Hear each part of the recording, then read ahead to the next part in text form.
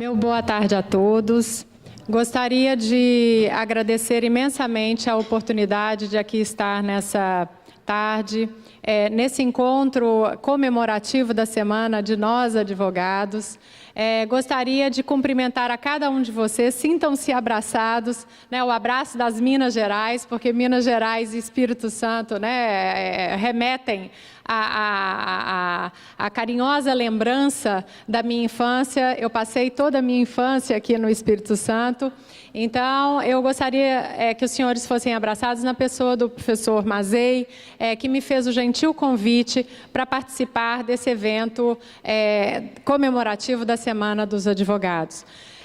O tema que me foi destinado foi o recurso para os tribunais superiores e seria para nós tratarmos essa temática sob uma perspectiva de quais foram os avanços que nós experimentamos em termos de recursos para os tribunais superiores na dinâmica do CPC de 2015, quais são os desafios que nós teremos ainda pela frente e quais são as perspectivas para o futuro dos recursos para os tribunais superiores. Então, antes de nós abordarmos propriamente a temática, é preciso de nós contextualizarmos toda a problemática do retrato da judicialização de conflito, todo o panorama que nós estávamos vivendo quando veio a necessidade de um novo Código de Processo Civil.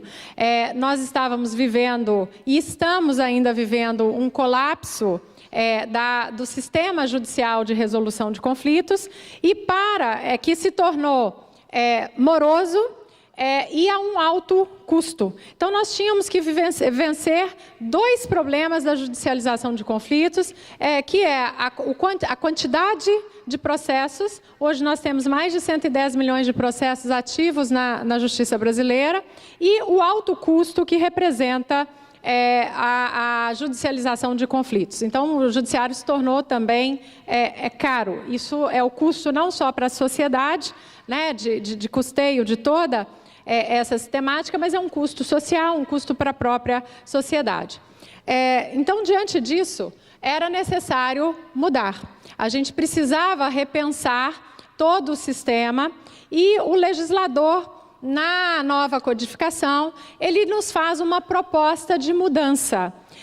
Por quê? Porque o código, o modelo antigo de advocacia, o modelo antigo de solução judicializada de conflitos, ele não se mostrava mais adequado ao século XXI. Então, nós precisávamos mudar. E aí, o CPC de 2015, com toda a problemática, toda a crise, toda a discussão, todos os questionamentos, na verdade, ele nos traz ferramentas para aprimorarmos e melhorarmos a qualidade da prestação judicial. E quando a gente opta, né, no sistema multiportas de resolução de conflitos, por abrir a porta do Poder Judiciário e buscar o processo como um meio de solução desses conflitos, a gente tem hoje várias ferramentas que permitem uma solução ou a busca por uma solução mais eficiente. A gente pode identificar que no novo CPC nós implementamos um modelo cooperativo de processo, então a diretriz do modelo de processo do CPC de 2015, ele está amparado numa visão cooperativa entre todos aqueles atores principais do método. O processo é um espaço de diálogo entre todos esses atores e um diálogo colaborativo, porque é a partir da colaboração e da cooperação que nós vamos conseguir alcançar resultados mais eficientes. E esse modelo ele está centrado num contraditório qualificado, que ele vai exigir de cada um de nós, atores, inclusive nós, advogados, uma nova forma de postulação. E a lógica desse sistema é que partes, advogados e juízes, esses atores em cooperação, num diálogo cooperativo, num debate, num contraditório qualificado, nós teremos decisões qualitativamente melhores. Essa é a lógica do novo CPC. Quanto mais debate, quanto mais contraditório qualificado, melhor será a qualidade das nossas decisões, porque não adianta nós pensarmos um método de resolução de conflitos, falarmos em duração razoável de processo, abreviarmos o tempo de duração do processo, se a gente não se preocupa com a qualidade daquilo que nós vamos entregar para o cidadão. E isso reflete até na nossa atividade, porque se a gente entrega uma decisão qualitativamente ruim, essa decisão vai acabar gerando e sendo fontes ela própria de novos conflitos. E isso gera e coloca em xeque a credibilidade do próprio sistema como um método de resolução de conflitos e de todos os atores que nele atuam tecnicamente, todos os técnicos que atuam nesse cenário. Então, o código, para viabilizar essa estrutura toda, ele traz um modelo que é essencial e que é uma mudança de cultura, uma mudança de perspectiva na resolução de conflitos, porque é um diálogo cooperado entre esses atores, num contraditório qualificado, porque eu busco decisões qualitativas. Por que eu busco decisões qualitativas? Porque o modelo hoje, implementado no nosso sistema, é um programa em que nós vamos ter uma sistemática de formação de precedentes, não nos moldes americanos, mas adaptado à realidade brasileira, adaptado às especificidades da sociedade brasileira, da realidade do judiciário brasileiro. E aí, se eu tenho um sistema que vai caminhar para essa valorização de precedentes, o precedente vai ser vinculativo, eu tenho novas técnicas de formação desses precedentes, de construção de precedentes que serão vinculativos, e aí eu tenho que buscar precedentes qualitativos, porque se o precedente vinculativo também é ruim, isso vai gerar uma consequência desastrosa a médio e longo prazo para todo o sistema e para todo o conjunto de relações sociais. O novo código, paralelamente, como eu estou buscando uma sistemática de valorização de precedentes, ele precisa resgatar a essência do processo, a verdadeira natureza e função social do processo enquanto método de resolução de conflitos, que é a sua instrumentalidade. O processo, ele é instrumento e não é fim em si mesmo. A gente aprende isso muitas vezes na faculdade. Quando a gente chega na prática, a gente começa a observar que não é bem assim, né? E o processo, ele passa a ser, ele próprio, uma fonte de discussão de questões processuais e os direitos e garantias fundamentais, eles ficam num plano secundário. Então, é preciso resgatar essa missão instrumental do processo e aí o nosso sistema, o nosso modelo do CPC de 2015, ele eleva o princípio da primazia do mérito sobre a forma, há uma diretriz que deve ser observada por esses atores na solução do conflito. Então, eu tenho toda uma engrenagem pensada, todo um modelo edificado no CPC de 2015, que eu preciso inserir os tribunais superiores dentro desse modelo e, por óbvio, os recursos para os tribunais superiores, para nós percebermos o que nós avançamos, quais são os desafios que nós ainda teremos que enfrentar e quais são as perspectivas para o futuro, para que a gente possa se adaptar e a gente possa contribuir efetivamente para que nós tenhamos uma sociedade menos litigante, menos litigiosa, né, e uma sociedade mais próspera em todo sentido.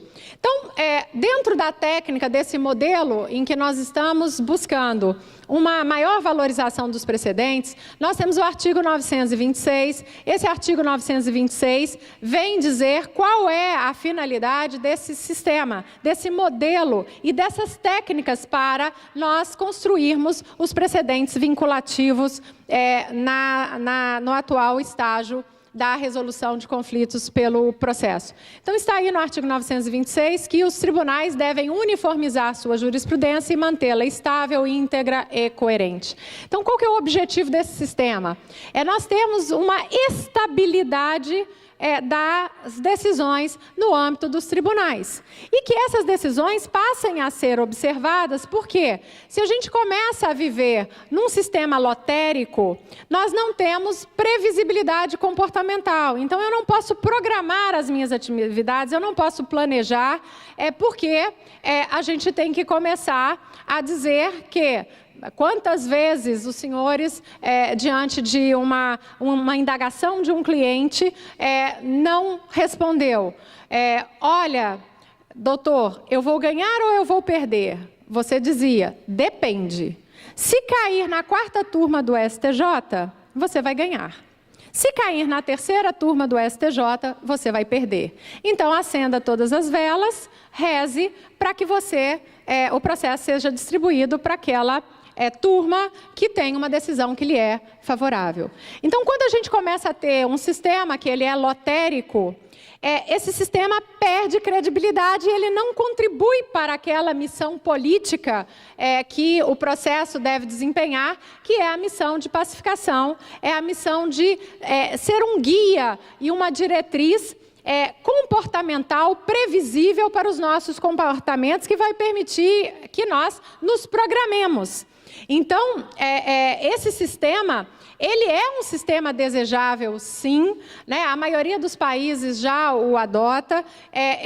Agora, a gente tem que ter cautela na adoção, na aplicação, para que esse método ou esse modelo, ele traga os resultados que são esperados e não seja por si mesmo uma fonte no futuro de nós dizermos o quanto nós estávamos errados, né? Mas isso vai depender, nós vamos ver daqui a pouquinho, muito de cada um de nós, e nós, como advogados, somos atores importantes nessa construção, nessa missão de aprimorar a resolução dos conflitos e contribuir para que o Poder Judiciário possa, se essa for a opção, se essa for a porta aberta para a resolução do conflito, que venha de uma forma eficiente e venha de uma forma qualitativa, né? A sociedade merece uma prestação de serviço que seja de qualidade.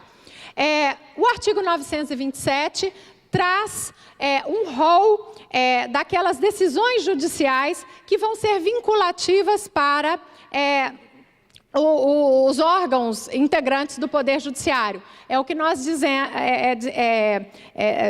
costumamos mencionar dentro da teoria processual no precedente na vinculação vertical. Ou seja, aquela decisão que é tomada, ela é aplicável verticalmente para aqueles órgãos que lhe estão logo abaixo. Então, você tem uma pirâmide aí de eficácia vinculativa para esses precedentes.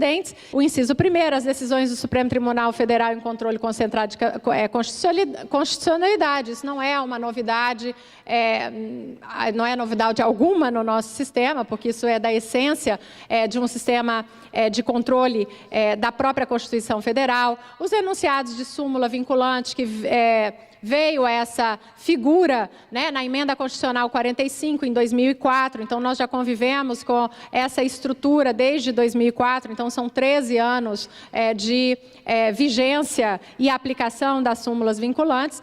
E o inciso 3º, que é uma grande novidade que gera muitas vezes uma certa ceticidade quanto à sua eficácia ou à conveniência de sua introdução no nosso sistema. São precedentes, e aí sim vinculativos, os acórdãos em incidente de assunção de competência ou de resolução de demandas repetitivas e em julgamento de recurso extraordinário e especial repetitivos. Então, a gente observa, a partir desse artigo 927, que o Código ele traz um sistema de técnicas para nós chegarmos a um precedente, né? Aqui eu não vou discutir a semântica de precedentes, etc. e tal, porque não é o objetivo dessa palestra. A gente tem uma série de questionamentos, o que é o precedente, o que não é, mas o fato é que a gente tem um sistema hoje com técnicas de construção de decisões judiciais que vão ser vinculativas para os demais órgãos e vão ser um guia previsível para a adoção de comportamentos dentro do nosso sistema. E aí nós observamos que há uma novidade dentro dessa técnica e dentro desse sistema de construção de decisões judiciais que tem eficácia vinculativa, que é a introdução nessa pirâmide da segunda instância, das decisões dos tribunais de segunda instância. Nós não conhecíamos uma estrutura no direito brasileiro de decisões judiciais na segunda instância que fossem vinculativas de observância obrigatória para os demais órgãos que estão submetidos na pirâmide, hierarquicamente, verticalmente, àquele órgão do Poder Judiciário, ou o Tribunal de Justiça ou o TRF. Então, nós temos no STF, como é que eu posso chegar à construção de um precedente vinculativo? Qual é a técnica que eu tenho para isso? As decisões de controle concentrado, a súmula vinculante, a repercussão geral e o recurso especial repetitivo. Obviamente que ali já se presume a repercussão geral. Então, essas são técnicas, ferramentas para nós edificarmos decisões judiciais que serão de observância e serão um programa de comportamento nas nossas relações. No STJ, nós temos o recurso especial repetitivo e as súmulas. E nos tribunais de justiça e TRFs, nós vamos ter o incidente de assunção de competência, o IAC, ou o IRDR, incidente de resolução de demandas repetitivas. Esse sistema, ele prevê a suspensão das ações individuais e coletivas que versem sobre a questão ou o tema, o objeto de discussão. Então, a gente suspende todas as ações individuais e coletivas e vamos dar o tratamento, e o debate vai passar a se travar no âmbito da técnica de formação daquela decisão vinculativa. Então, se está no STJ afetada aquela questão, qual é o espaço para se travar o diálogo num contraditório substancial? É lá no STJ, através de intervenção como interessado, amicus curiae, as ferramentas de audiências públicas. Então, nós temos todo um sistema de busca de construção de precedentes qualitativo. Quanto mais houver participação democrática, quanto mais espaço para o debate qualificado nós tivermos, melhor será, em tese, a qualidade decisória formada.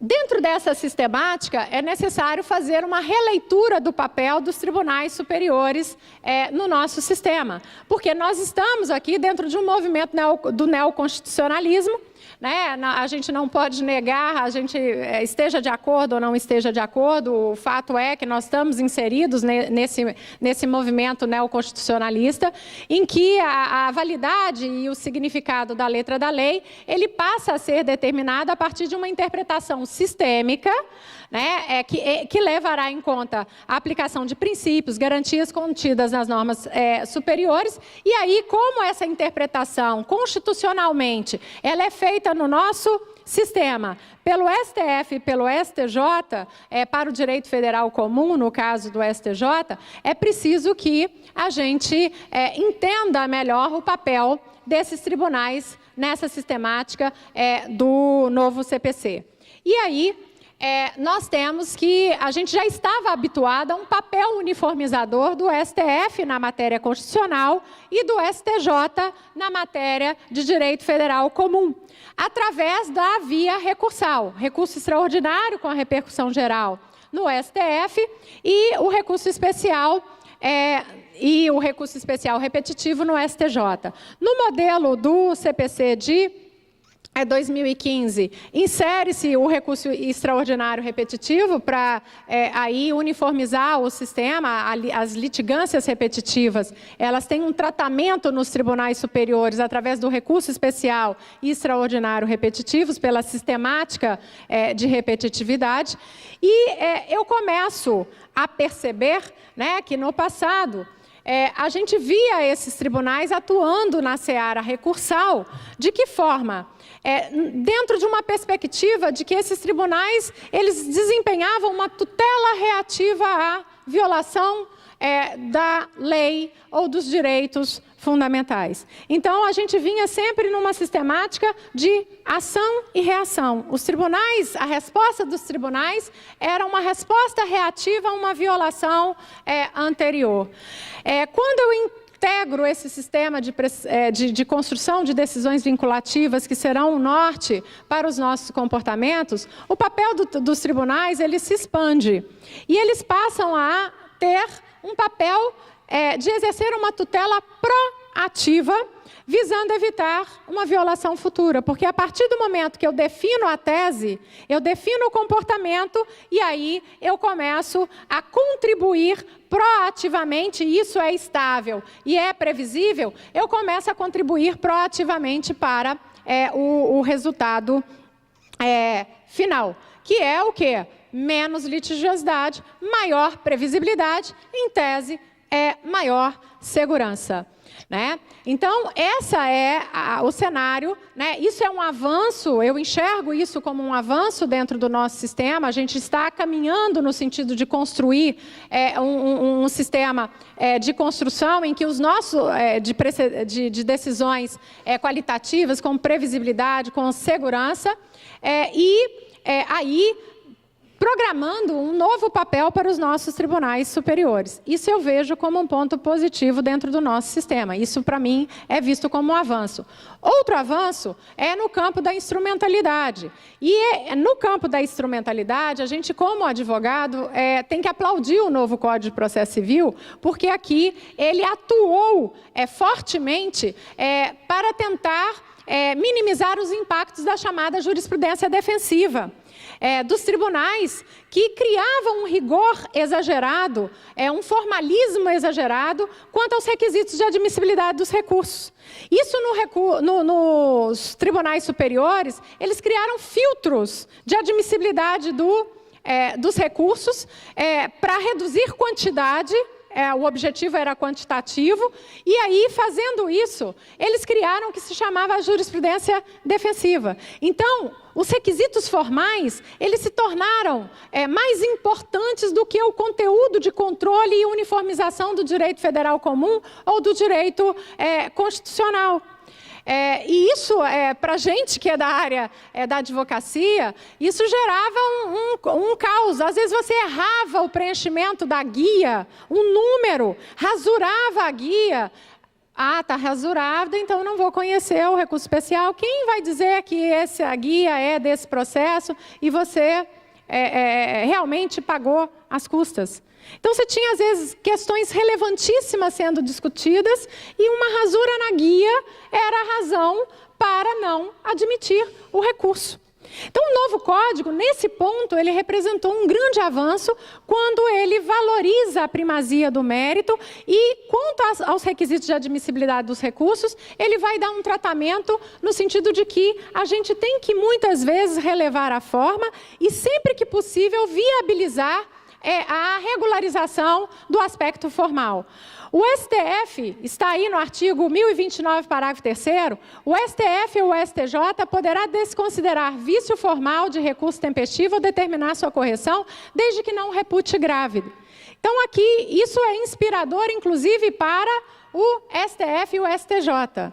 Né? Está dentro da linha do artigo 932, parágrafo único, que, antes de se considerar inadmissível o recurso, o relator concederá o prazo de 5 dias ao recorrente para que seja sanado o vício ou complementada a documentação exigível. Então, vejam quanto é positiva essa alteração e a aplicação do princípio da primazia do mérito na fase recursal. Só que nem tudo são flores, né? Por quê? Se nós formos observar o artigo 1029, parágrafo 3º, nós temos uma frase final, desde que não repute grave. Então, eu posso regularizar e sanar desde que não repute grave. E aí, nós já estamos tendo um debate, está na Corte Especial, sendo julgado, um problema, que é o problema para a tempestividade do recurso especial e extraordinário, a chamada juntada da lei local, que revela um feriado municipal, ou feriado, ou a suspensão de expediente naquele tribunal. Então, hoje, quando a gente vai comprovar tempestividade de recurso, qualquer deles, inclusive o especial e extraordinário, a gente deve juntar, se foi feriado local ou um recesso no tribunal, o comprovante respectivo da suspensão do expediente. Se a gente esquece de fazer isso, isso é um vício formal. E o que acontece quando há esse vício formal? E aí eu trouxe uma decisão recente da ministra Nancy, é o voto dela na questão que está afetada a Corte Especial, né? Ela reproduziu e replicou esse entendimento agora em final de junho, né? No julgamento da Corte Especial, dizendo o quê? Olha, na sistemática de 73, o STJ caminhou no sentido de permitir e tolerar que você juntasse no agravo interno contra a decisão que inadmitia o recurso especial e extraordinário a comprovação do feriado local. Então, se o ministro admitiu o seu recurso porque você esqueceu de juntar a comprovação, você poderia, no agravo contra essa decisão, fazer a prova. O STJ permitia isso no sistema de 73, em que a gente não tinha todo esse espírito tão valorizado como no CPC de 2015, e a gente imaginava que o quê? Agora, em 2015, isso ia ficar tranquilo. O que a ministra fez recentemente, e o STJ está nessa toada, a terceira turma está nessa toada, né? E agora eles estão discutindo e está empatado, está 1 voto a 1. Né? Eles estão dizendo que essa orientação só serve para recursos interpostos até antes do CPC de 2015, ou seja, no regime do CPC de 73. Se você interpõe um recurso em 2015, no regime do CPC de 2015, já na vigência do CPC de 2015, se você esqueceu a mesma portaria, você não pode juntar. Porque aí é vício insanável. Então, não é hipótese de sanação e o STJ não está conhecendo do seu recurso.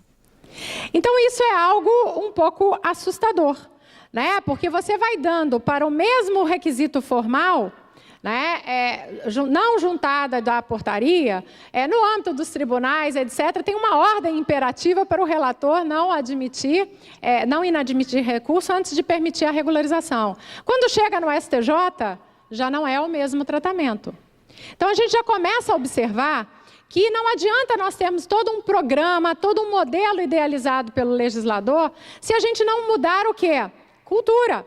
Né? E aí, esse é o desafio.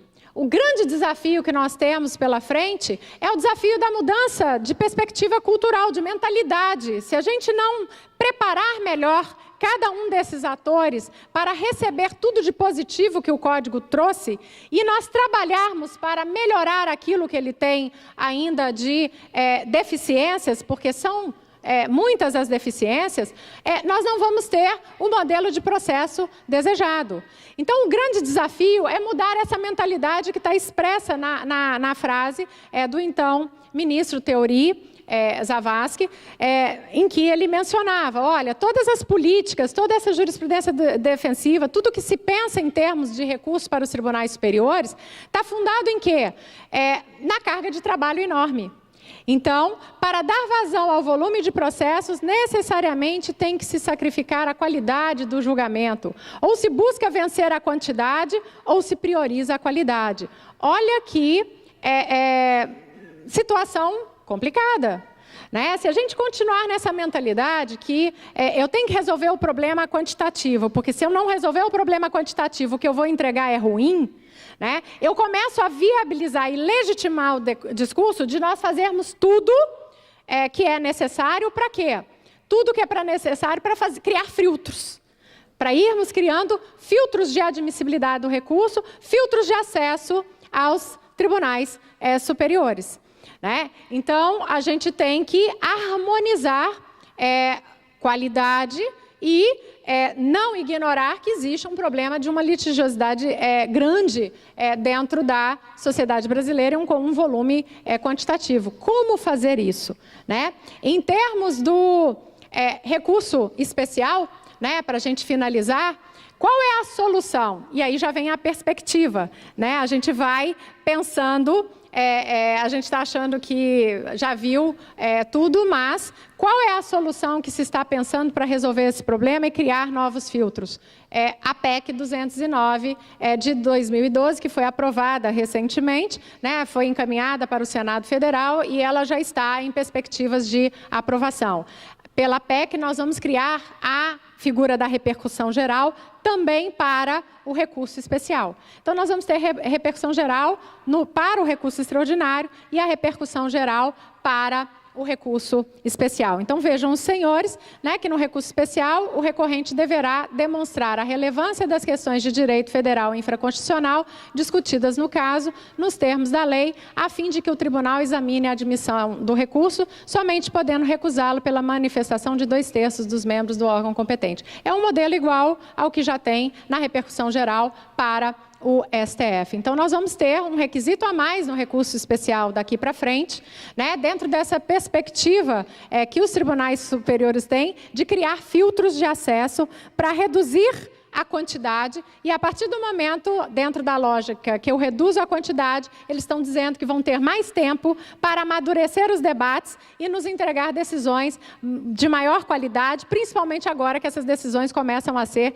vinculativas para o sistema, né? Então, essa é o cenário atual, esse é o debate que se está travando. Vamos, é bom, é ruim introduzir uma repercussão geral para recurso especial. A justificação de motivo trouxe o impacto da repercussão geral no Supremo Tribunal Federal, que num primeiro momento veio a resistência e no final ele contribuiu para uma redução de quantitativa, mas não acelerou o tempo das discussões, dos debates, e muito menos a gente tem visto uma entrega qualitativa proporcional à inserção da repercussão geral.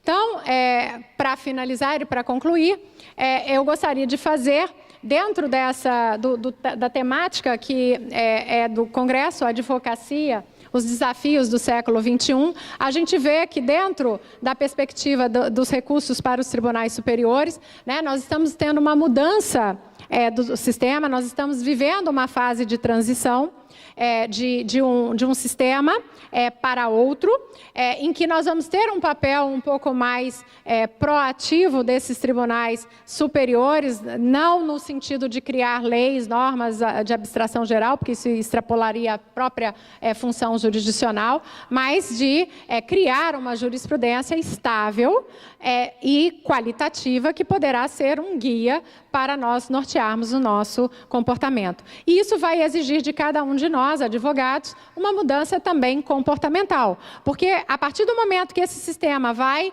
atuando no tempo, ele vai exigindo de cada um de nós uma mudança qualitativa argumentativa. A gente vai ter que aprimorar a nossa técnica de resolução de conflitos, de peticionamento, de desenvolvimento de argumentação, para trazer distinguish, overruling. Então, a gente vai ter toda essa sistemática. Diante desse cenário, né, eu gostaria de terminar deixando para a reflexão dos senhores, né, uma frase de Fernando Pessoa. Há um tempo em que é preciso abandonar as roupas usadas que já têm a forma do nosso corpo e esquecer os nossos caminhos que nos levam sempre aos mesmos lugares. É tempo da travessia, e se não ousarmos fazê-lo, teremos ficado para sempre à margem de nós mesmos. Que nós, advogados, nessa semana da advocacia, utilizemos esse evento maravilhoso que está se desenvolvendo, que está acontecendo, com temáticas as mais atuais possíveis, para refletirmos no que nós queremos nos transformar no futuro. Porque nós, advogados, temos que resgatar o nosso protagonismo na sociedade, principalmente no momento que vai se seguir aí de reconstrução do nosso país. Então, que nós retomemos o nosso protagonismo e que nós possamos contribuir efetivamente para a edificação de uma sociedade mais justa, de uma sociedade mais cooperativa e de uma sociedade menos litigiosa. Ampliemos os nossos horizontes e pensemos a resolução dos conflitos para além do Poder Judiciário, para além do processo. Muito obrigada.